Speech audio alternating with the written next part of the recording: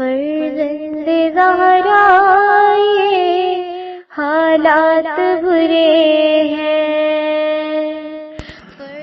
کاشانۂ بصیرت ایک ایسا مکمل یوٹیوب چینل جس پر محروم بصارت کے لیے بالخصوص اور تمام افراد کے لیے بالعموم سینکڑوں کی تعداد میں اسلامی کتب دستیاب ہیں۔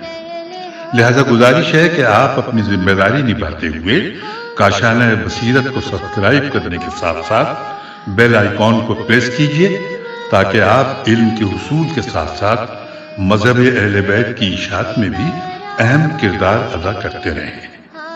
کاشانۂ بصیرت، کاشانۂ بصیرت، کاشانۂ بصیرت۔ فرزند زہرا یہ حالات برے ہیں۔ السلام علیکم ورحمۃ اللہ وبرکاتہ۔ سامعین، آپ سماعت فرما رہے ہیں توحید مفضل لیکچر نمبر 3، جس کا موضوع ہے زمین اور آسمان۔ ترجمہ کیا ہے مولانا سید محمد ہارون زنگی پوری صاحب قبلہ نے۔ سائنسی تشریحات بیان کی ہیں محمد علی سید صاحب نے۔ آج ہم آپ کے سامنے اس کی تیسری ریکارڈنگ پیش کر رہے ہیں، صفحہ نمبر 41، اور باب شروع ہو رہا ہے تیسرا، اور اس باب کا موضوع ہے چاند اور ستاروں پر گفتگو۔ امام علیہ السلام نے سورج اور زمین کی حرکت اور اس کی ضرورت اور اہمیت پر روشنی ڈالنے کے بعد مفصل ابن عمر کو چاند اور اس کے فائدوں کی طرف متوجہ فرمایا۔ امام جعفر صادق علیہ السلام نے فرمایا، مفضل، دیکھو اللہ تعالیٰ نے چاند کی خلقت، بناوٹ، اس کی حرکت اور اس کی چاندنی کے ذریعے اپنے وجود اور نظام کائنات پر اپنے اقتدار کا ایک بڑا ثبوت فراہم کیا ہے۔ اس میں انسانوں کے لیے بڑی رہنمائی ہے۔ غور کرنا چاہیے کہ چاند جیسا اتنا بڑا زمینی سیارہ کس طرح کنٹرول کیا جا رہا ہے۔ لاکھوں کھربوں ٹن وزنی ہونے کے باوجود لاکھوں سال سے اسی طرح ایک خاص نظام الاوقات کے مطابق زمین کے ساتھ اور اس کے گرد گھوم رہا ہے۔ نہ کبھی اپنے طلوع و غروب کے اوقات میں جلدی یا تاخیر کرتا ہے اور نہ کبھی زمین پر گرتا ہے۔ رمضان اور عید کے چاند بعض سیاسی مصلحتوں کے سبب جلدی یا تاخیر سے نظر آئیں تو یہ ایک الگ معاملہ ہے۔ یہ رائٹر نے بریکٹ میں یہ بات لکھی ہے۔ قمری اور شمسی مہینے۔ امام علیہ السلام نے فرمایا، عام لوگ چاند کو مہینوں کے شمار میں استعمال کرتے ہیں، اگرچہ اس کے مطابق سال کا حساب درست نہیں ہوتا، اس لیے کہ چاند کی گردش سے نہ تو 4 موسموں کا تعین کیا جا سکتا ہے اور نہ پھلوں کے پیدا ہونے اور فصلوں کی تیاری سے چاند کا براہ راست تعلق ہے۔ تم دیکھتے ہو کہ قمری مہینے اور سال شمسی مہینوں اور سال سے مختلف ہوتے ہیں۔ اس کی وجہ یہ ہے کہ قمری مہینے بدلتے رہتے ہیں۔ کبھی ایک قمری مہینہ مثلا محرم سردی میں واقع ہوتا ہے اور کبھی یہی مہینہ گرمیوں میں آتا ہے، یعنی کبھی تو محرم جون میں آتا ہے اور کبھی دسمبر یا جنوری میں۔ چاند کی روشنی کم کیوں رکھی گئی؟ مفصل، اب ذرا اس بات پر غور کرو کہ یہ چاند رات کے وقت ہی کیوں روشن ہوتا ہے۔ اس میں اللہ تعالیٰ کی کیا حکمت و مصلحت ہے؟ اگرچہ جانداروں کے سکون و قرار، آرام اور نباتات کو ٹھنڈک پہنچانے کے لیے رات کی تاریکی بھی بہت ضروری ہے، لیکن رات اگر بالکل گھپ اندھیری ہوا کرتی اور شام ہوتے ہی زمین پر گہری تاریکی چھا جاتی تو روشنی کی کوئی کرن نظر ہی نہ آئے اور ہاتھ کو ہاتھ سجائی نہ دیتا تو بڑی مشکلات پیش آتی۔ تم نے دیکھا ہوگا کہ اکثر رات کے وقت بھی کام کرنے کی ضرورت پڑ جاتی ہے۔ بعض کاموں کے لیے دن کا وقت تنگ ہوتا ہے یا گرمی کی وجہ سے کئی کام دن میں نہیں ہو پاتے، اس لیے انہیں رات میں سر انجام دینا پڑتا ہے، مثلاً فصلوں کو پانی دینا، سفر کرنا وغیرہ۔ گرمی یا دوسری مجبوریوں کے سبب یہ کام سورج ڈوبنے اور گرمی کم ہو جانے کے بعد کرنا پڑتا ہے۔ چاند کی روشنی اتنی ہی بنائی گئی کہ یہ انسان کے کاموں میں مددگار ہو، راہگیر راستہ طے کر سکیں اور لوگ دوسرے ضروری کام بھی سر انجام دے سکیں۔ چاند کا طلوع اور غروب رات کے مختلف حصوں میں قرار دیا گیا اور اس کی روشنی سورج کی روشنی سے بہت کم رکھی گئی تاکہ لوگ رات کے وقت بھی اتنا ہی کام نہ کرتے رہیں جتنا وہ دن کے وقت کرتے ہیں۔ اگر ایسا ہوتا تو جسم کو آرام ہی نہ ملتا اور لوگ دن رات کام کرتے کرتے بیمار پڑ جایا کرتے۔ چاند کی حرکت اور تغیرات۔ چاند ہر ماہ کے ہر دن میں مختلف تبدیلیوں اور تغیرات سے گزرتا ہے۔ مثلاً اس کا گھٹنا اور بڑھنا، یعنی ہلال سے بدر کامل بننا اور پھر دوبارہ تنزل کی طرف بڑھنا، اسی طرح مختلف مواقع پر اسے گہن لگنا۔ چاند کے نظام الاوقات۔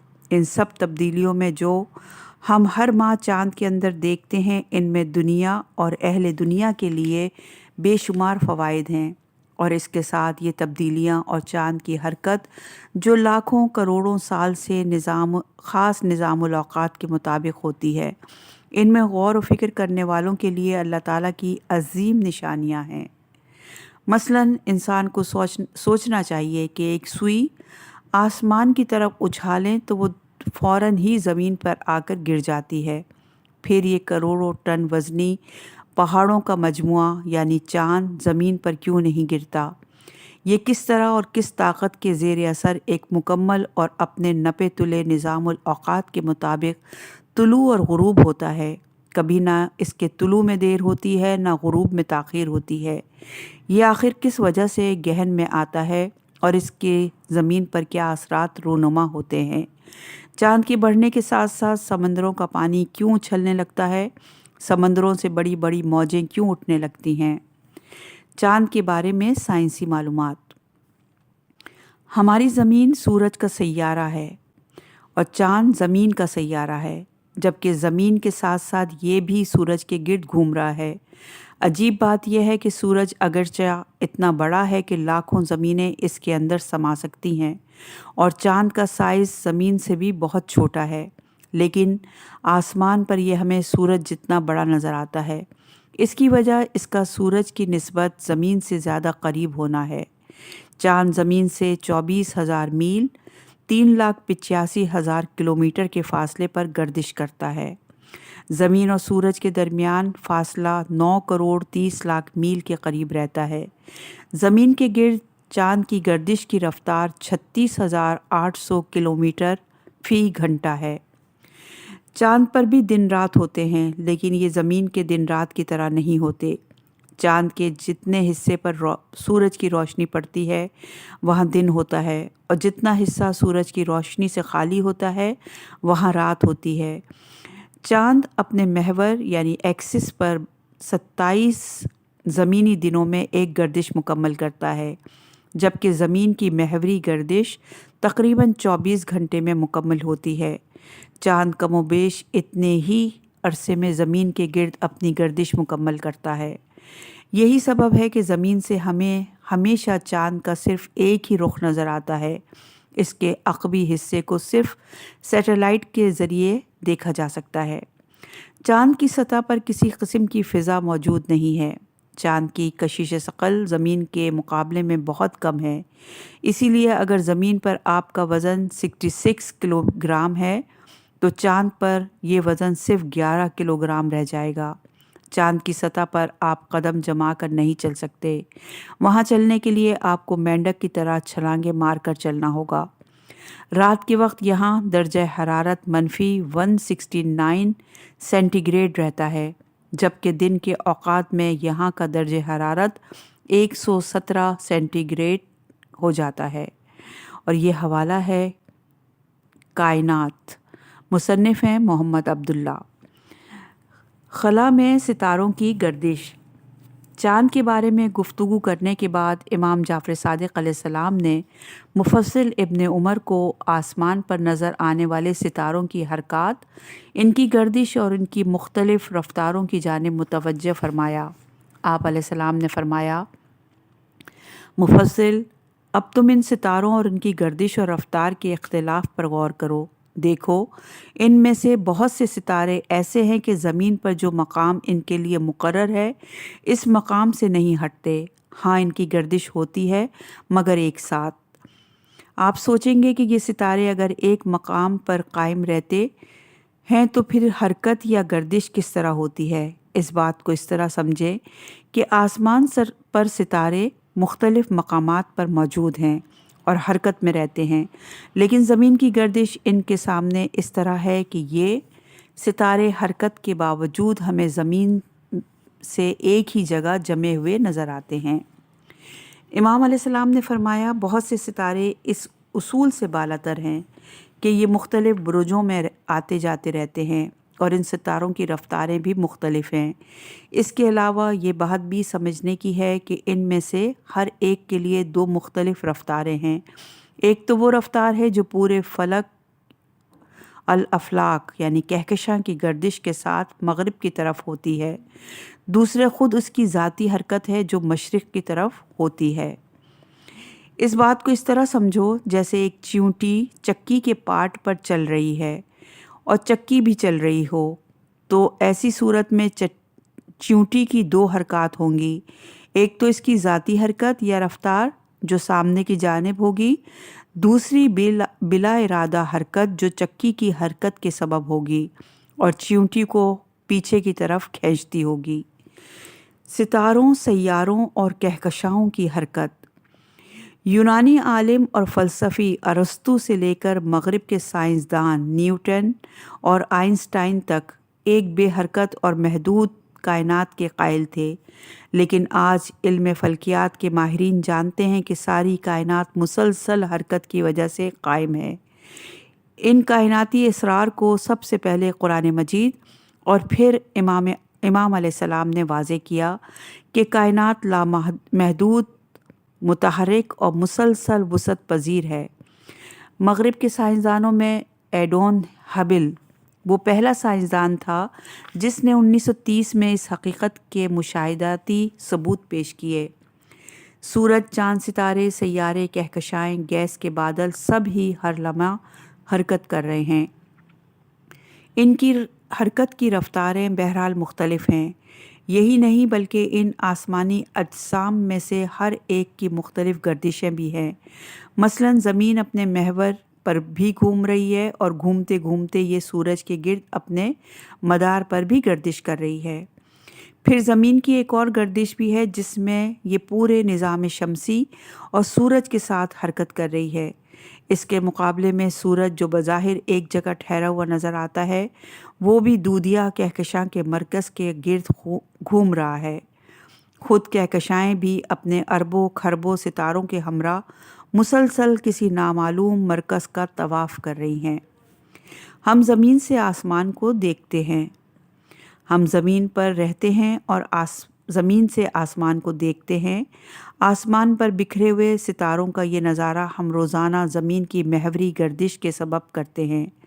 زمین مغرب سے مشرق کی طرف گھومتی ہے اور جب یہ سورج کے سامنے آنے لگتی ہے تو ہم صبح صادق کا نظارہ کرتے ہیں۔ پھر اسی طرح صبح، دوپہر، شام اور رات کے اوقات آتے رہتے ہیں۔ اسی طرح زمین کے دوسرے نصف حصے میں اس کے برعکس ہوتا ہے۔ رات کے وقت ہم آسمان پر نظر ڈالتے ہیں تو ہمیں ایک نظر میں تو تمام ستارے ٹھہرے ہوئے نظر آتے ہیں، لیکن اگر آپ ذرا دیر تک آسمان کو دیکھتے رہیں تو آپ کو اندازہ ہوگا کہ تمام ستارے بتدریج مغرب کی طرف جا رہے ہوتے ہیں۔ اس کی وجہ زمین کا مشرق کی جانب حرکت کرنا، ستاروں کی یہ گردش چکی کے پاٹ کی طرح ہے۔ یہ ستارے اور سیارے خود اپنے محور و مدار پر بھی حرکت کرتے ہیں، تو پورے آسمان کی حرکت کے ساتھ ستاروں کی ذاتی گردش اس چیونٹی کی طرح ہے جو چکی کے پاٹ پر گھوم رہی ہے۔ یاد رہے کہ جب ہم زمین سے 800 کلومیٹر فی گھنٹہ محوری گردش کے ساتھ آسمانی اجسام کو دیکھتے ہیں تو اس وقت زمین سورج کے گرد اپنے مدار پر بھی 80,000 کلومیٹر فی گھنٹہ کی رفتار سے گردش کر رہی ہوتی ہے۔ اسی طرح ہم مختلف دنوں میں آسمان کے دوسرے ستاروں کو بھی دیکھتے ہوئے گزرتے رہتے ہیں۔ زمین کی محوری گردش بھی پورے کرۂ ارض کے تمام حصوں میں یکساں نہیں ہوتی۔ مثلاً قطبین یعنی قطب شمالی اور قطب جنوبی پر زمین کی گردش کی رفتار نہ ہونے کے برابر ہوتی ہے، جبکہ زمین کے درمیانی حصے یعنی خط استوا پر زمین کی گردش کی رفتار 500 فٹ فی سیکنڈ ہوتی ہے۔ زمین کی گردش کی رفتار 1500 فٹ فی سیکنڈ ہوتی ہے۔ کیا یہ ستارے اور کہکشائیں خود ہی پیدا ہو گئیں؟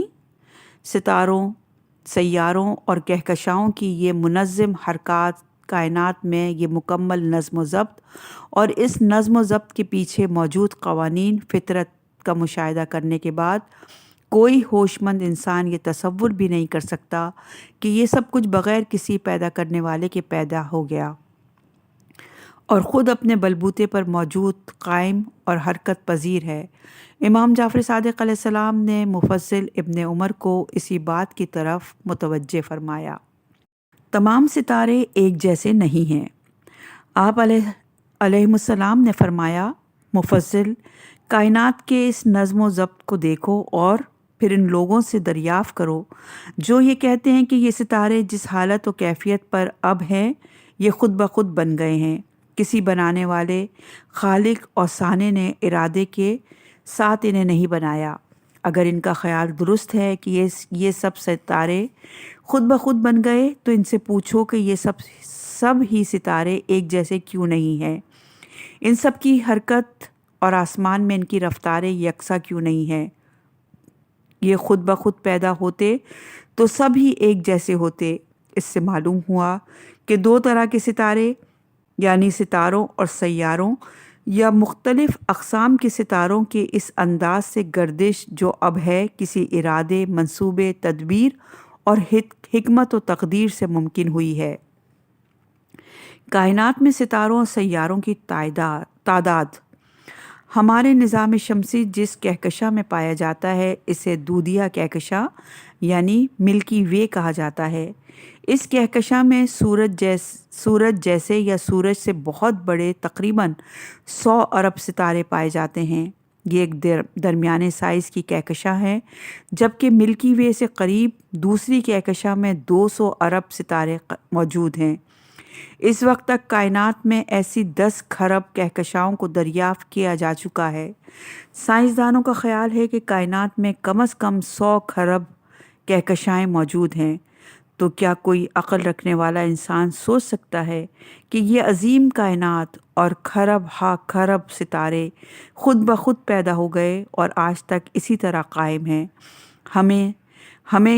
ہمیں اپنی کم علمی کا احساس ہے کہ ہم امام علیہ السلام کے کلام کی بہترین طریقے سے وضاحت پیش نہیں کر سکے، لیکن یقین ہے کہ ماہرین فلکیات آنے والے زمانوں میں امام علیہ السلام کے مطالب کو بہتر طور پر پیش کر سکیں گے۔ باب نمبر 4 شروع ہو رہا ہے اور صفحہ نمبر ہے 50۔ امام علیہ السلام اصوات وجود خدا کے حوالے سے گفتگو فرما رہے ہیں۔ گزشتہ شمارے میں ہم نے امام علیہ السلام کی گفتگو کا وہ حصہ پیش کیا تھا جس میں آپ علیہ السلام نے ستاروں اور سیاروں کے مختلف رفتاروں کے حوالے سے بات کی تھی۔ یہی سلسلہ گفتگو ابھی جاری ہے۔ سیاروں اور ستاروں کی مختلف رفتاریں۔ امام جعفر صادق علیہ السلام نے ستاروں اور سیاروں کے حوالے سے گفتگو کرتے ہوئے فرمایا، مفسر، اب تم ان لوگوں سے ستاروں اور سیاروں کے وجود پر بات کرو جن کا گمان ہے کہ یہ ستارے جس حالت و کیفیت پر اب ہیں بغیر کسی پیدا کرنے والے اور بنانے والے کے خود بخود پیدا ہو گئے۔ کسی نے ارادے اور منصوبے کے ساتھ انہیں نہیں بنایا۔ دیکھو، اگر وہ اسی جہل پر برقرار رہتے ہیں تو ان سے سوال کرو کہ آخر کس چیز نے روک دیا تھا کہ تمام ستارے ثوابت نہ ہوں یا سب کے سب سیارے نہ ہوں؟ اگر ستاروں اور سیاروں کی خلقت میں کوئی منصوبہ اور منصوبہ ساز نہیں تھا تو وہ آسمانی اجسام یا تو سارے ہی ستارے بن جاتے یا سارے ہی سیارے ہو جاتے، کیونکہ بغیر خالق کے ان کا پیدا ہونا تو امر محال ہے۔ تو یہ دو مختلف کیفیتیں اور رفتاریں خاص نظام الاوقات کے مطابق کس طرح ممکن ہیں؟ ستاروں اور سیاروں میں فرق۔ ستاروں کے لیے قرآن مجید میں نجوم اور کواکب کا لفظ استعمال ہوا ہے۔ سوال یہ پیدا ہوتا ہے کہ نجوم اور کواکب میں کیا فرق ہے؟ سورج ایک ستارہ ہے اور اس کے 8 سیارے ہیں، پھر چاند زمین کا سیارہ ہے، اسی طرح دوسرے سیاروں کے بھی چاند ہیں۔ ہمارے نظام شمسی میں کل 64 چاند پائے جاتے ہیں۔ ان سیاروں یعنی پلینٹس اور ان کے چاندوں کو کیا کہا جائے گا؟ اس کے لیے ہم علماء سے رہنمائی کے طلبگار ہیں۔ یقین ہے کہ علماء قرآن اور علماء سائنس اس گتھی کو سلجھا سکیں گے۔ بہرحال علم فلکیات کے مطابق ستارے ہی ہوتے ہیں اور ان کے گرد گھومنے والے اجسام کو سیارہ کہا جاتا ہے۔ پھر جیسا کہ ہم نے ابھی عرض کیا کہ خود سیاروں کے بھی سیارے ہوتے ہیں، جیسے ہماری زمین کے گرد گھومنے والا چاند۔ عربی لغت کے مطابق ثوابت ان ستاروں کو کہا جاتا ہے جو حرکت نہیں کرتے، المنجمد۔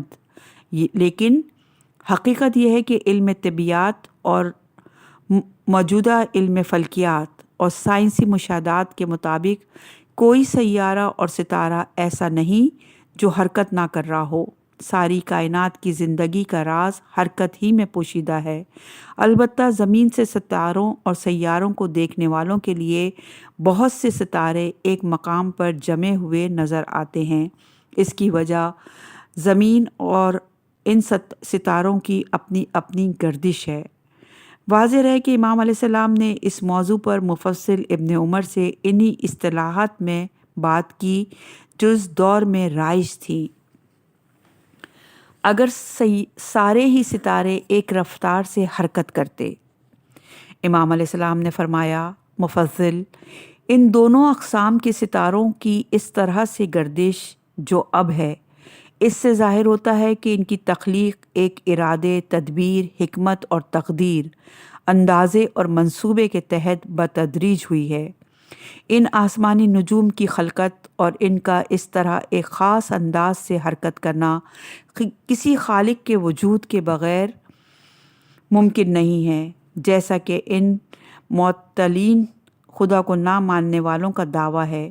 اب اگر کوئی اعتراض کرنے والا یہ کہے کہ پھر کچھ ستارے ثوابت کیوں ہوئے اور کچھ سیار یعنی حرکت کرنے والے کیوں بنائے گئے، تو ہم اس کا یہ جواب دیں گے کہ اگر سارے ہی ستارے ثوابت ہوتے تو وہ شناختیں اور دلالتیں باقی نہ رہتیں جو ان سیارات کے ایک برج سے دوسرے برج میں جانے اور منتقل ہوتے رہنے سے معلوم ہوتی ہیں۔ اس دنیا میں جو حالات عدلتے بدلتے رہتے ہیں اور جو حادثات و سانحات رونما ہوتے ہیں، یہ سب سورج اور دوسرے ستاروں کے اپنی اپنی منازل میں منتقل ہوتے رہنے سے معلوم ہوتے ہیں۔ اسی طرح اگر تمام ہی ستارے سیارے ہوتے تو ان کی معروف منزل اور کوئی علامت نہ ہوتی۔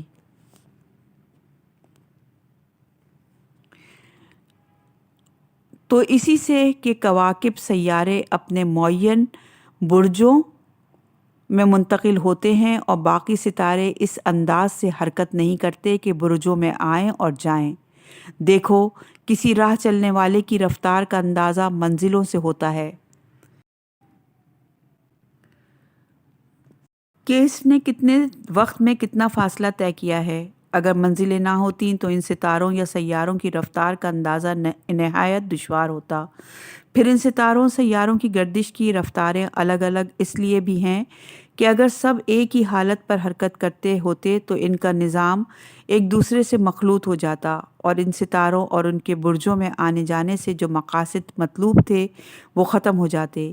یہ بات میں نے اس لیے بھی سمجھائی کہ کوئی کہنے والا یہ بھی کہہ سکتا ہے کہ ان ستاروں کی ایک ہی حالت میں حرکت اس بات کی دلیل ہے کہ ان کا کوئی خالق نہیں ہے۔ جس طرح علم کی کوئی حد نہیں، اسی طرح شاید جہل کی بھی حد متعین نہیں کی جا سکتی۔ شیاطین انسانوں سے سرگوشیاں کرتے ہی رہتے ہیں اور انہیں ایک دلیل رد ہونے کے بعد نئی دلیل سجھاتے ہیں۔ منصوبہ ہے تو منصوبہ ساز کا ہونا ضروری ہے۔ صفحہ نمبر 54۔ بہرحال ستاروں اور سیاروں کی مختلف رفتار، ان کے تغیرات اور ان کی گردشوں کا مختلف انداز سے ہونا، ان کی حرکتوں یعنی برجوں میں آتے جاتے رہنے میں جو اغراض اور مصلحت ہے، وہ اس بات کی واضح دلیل ہے کہ ان کی خلقت میں تدبیر، ارادے اور منصوبہ بندی سے کام لیا گیا ہے، اور جب کوئی تدبیر، ارادہ اور منصوبہ موجود ہے تو ایک خالق و مدبر کی ذات کا ہونا ضروری ہے۔ علم فلکیات، علم نجوم کا شمار معلوم मालूम तारीख के सबसे पुराने उलूम में होता है। इस इल्म का आगाज़ हज़ारों साल पहले बाबुल और नैनवा मौजूदा इराक़ की कदीम तहज़ीब से हुआ। ये कदीम तहज़ीब जिसकी अब सिर्फ़ खंडरात बाक़ी हैं, महज़्ज़ब इंसानों की पहली सरज़मीन थी। इस कौम के मजहबी रहनुमाओं की ज़िम्मेदारी थी कि वो इल्म नजूम के ज़रिए आने वाले हादसात, वाक़यात, जंगों, बारिशों और कुदरती आफ़ात की पेशगोई करें। ये कौम सितारों की पूजा करती थी, इसलिए इन्हें सितारा परस्त कहा जाता है। अल्लाह ताला ने हज़रत इब्राहीम अलैहिस्सलाम को इसी कौम की रहनुमाई के लिए माबूस फरमाया था। हज़रत इब्राहीम अलैहिस्सलाम इस कौम के मजहबी रहनुमाओं के ख़ानदान से ताल्लुक़ रखते थे। इन मजहबी रहनुमाओं को गुलदानी कहा जाता था। बाबुल और नैनवा से ये इल्म यूनान पहुँचा। शायद इसी ज़माने में हिंदुस्तान और दुनिया के दूसरे इलाक़ों में भी इल्म नजूम ही को दूसरे उलूम पर फ़ौक़ियत हासिल थी। कुरान मजीद में हज़रत इब्राहीम अलैहिस्सलाम के क़स्से आपने पढ़े होंगे कि हज़रत इब्राहीम अलैहिस्सलाम ने अपनी कौम को सूरज और चाँद सितारे के डूबने ही के अमल की तरफ मुतवज्जे करके इन्हें समझाया कि इनमें से कोई भी खुदा नहीं है, ये सब मखलूक हैं और इन्हें अल्लाह ताला ही ने खल्क़ किया है। सितारों के असरात और इल्म नजूम की अहमियत से इनकार मुमकिन नहीं है, लेकिन बहुत सारे असबाब की बिना पर इसे इस्लाम में ममनू करार दिया गया है। ज़ाहिर और गायब होने वाले सितारे। इमाम अलैहिस्सलाम ने फरमाया, मुफस्सिल, अब तुम इन सितारों के बारे में गौर करो जो साल के किसी हिस्से में ज़ाहिर होते हैं और किसी हिस्से में छुप जाते हैं, मसलन सौर, जोज़ा और शरी और सुहेल नामी सितारे। अगर ये तमाम सितारे एक ही वक्त में ज़ाहिर हुआ करते तो इनमें से कोई भी ऐसी निशानी नहीं बन सकता था जिसे लोग पहचानते और जानते और अपने मामलात में इस निशानी से हिदायत पाते, जैसे कि सौर और जोज़ा के तुलू और गुरूब से मार्फत हासिल करते हैं। तो इस बात को समझो कि हर एक सितारे का तुलू और गुरूब ख़ास मौक़े पर इसलिए करार दिया गया कि लोग इन बातों असरात से फ़ायदा उठाएं जिन्हें ये सितारे अलग अलग बनाते हैं, जैसा कि सितारे सुरैया वग़ैरह ख़ास मसलहतों के लिए किसी वक्त तुलू करते हैं और किसी वक्त गुरूब हो जाते हैं। इसके बरक्स बनातुल नाश नामी सितारे इस तरह बनाए गए कि हमेशा आसमान पर नज़र आते रहें, कभी गुरूब ही ना हो। इनकी एक गरज ये है कि ये सितारे एक निशान की तरह हैं। जंगलों, सहराओं और समंदरों में सफ़र करने वाले इन्हीं की मदद से सिमतों के तयन करते हैं। आज के तरक्की याफ्ता ज़माने में भी जब तमाम आलात जवाब दे जाएं तो समंदरों और सहराओं में सफ़र करने वाले इन्हीं सितारों के ज़रिए अपने मकाम, सिमत और मंजिल का तयन करते हैं। ये दोनों बातें इमाम अलैहिस्सलाम ने फरमाया, मुफस्सिल, देखो ये दोनों बातें यानी कुछ सितारों का तुलू होना, गुरूब होना और कुछ सितारों का आसमान पर हमेशा मौजूद रहना अपने इख्तिलाफ हालात के बावजूद ख़ास मसलहतों और मकासद हासिल करने की खातिर ही पैदा की गई हैं। इनमें से कोई भी फ़ायदे से खाली, बेसूद और नुकसानदेह नहीं है।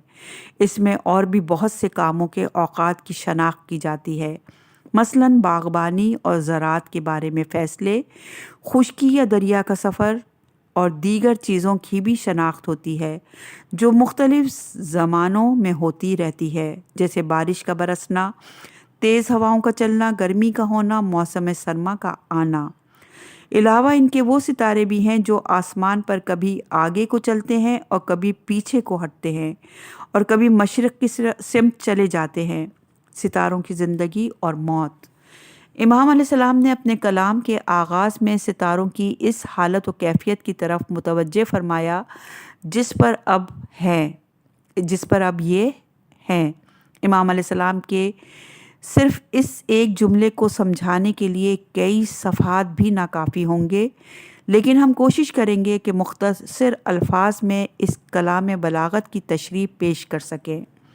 इमाम अलैहिस्सलाम ने कि इस जुमले में ये मायने मौजूद हैं कि ये सितारे हमेशा से ऐसे नहीं हैं और ना ही ऐसे रहेंगे।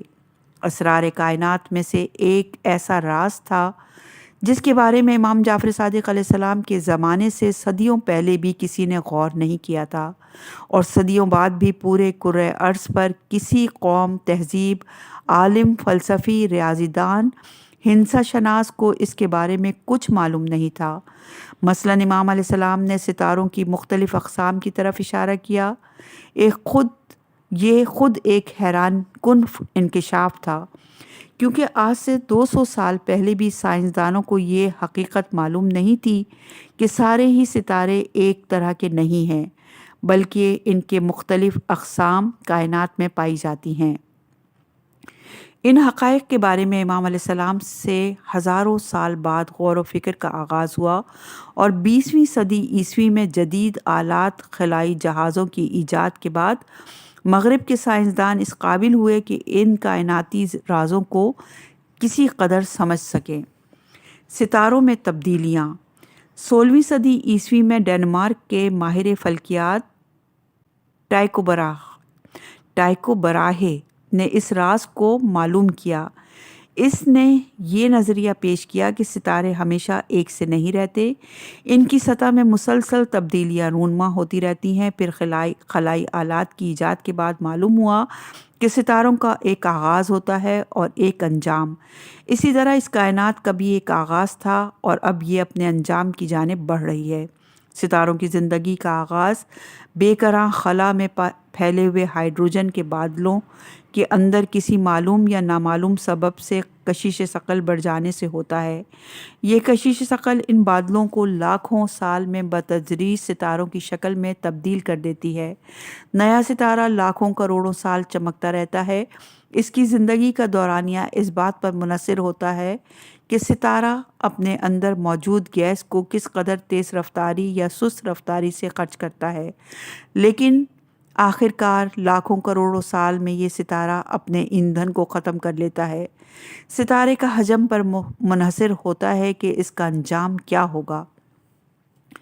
اگر اس ستارے کا مرکز بڑا ہوتا ہے تو یہ بلیک ہول میں تبدیل ہو کر نظر آنا بند ہو جاتا ہے، اور پردہ کائنات پر ایسا سوراخ پیدا ہو جاتا ہے کہ اس کے اندر جانے والی کوئی بھی چیز پردہ کائنات سے ہمیشہ کے لیے غائب ہو جاتی ہے، حتیٰ کہ روشنی اور وقت بھی بلیک ہول میں غائب ہو کر کہیں گم ہو جاتا ہے۔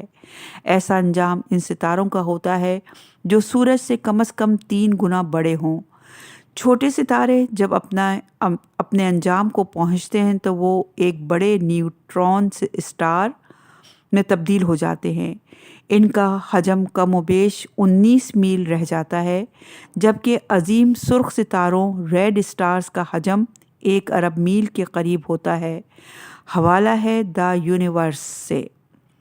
آج سائنسدانوں کے مطابق ستاروں کی سطح بھی مستقل تبدیلیاں رونما ہوتی رہتی ہیں۔ ستاروں کی سطح میں ہونے والی یہ تبدیلیاں برقی، مقناطیسی اور کیمیائی نوعیت کی ہوتی ہیں، جو انہیں ہر روز بدلتی رہتی ہیں۔ ٹائکو براہے نے 16ویں صدی عیسوی میں جو نظریہ پیش کیا تھا، آج کے خلائی سائنسدانوں اس کے حتمی ثبوت حاصل کر چکے ہیں۔ امام جعفر صادق علیہ السلام نے مفصل ابن عمر کو مختصر الفاظ میں انہی کائناتی حقائق کی طرف متوجہ فرمایا، جن کے بارے میں اس دور سے صدیوں پہلے اور صدیوں بعد تک کوئی انسانی ذہن تصور بھی نہیں کر سکتا تھا۔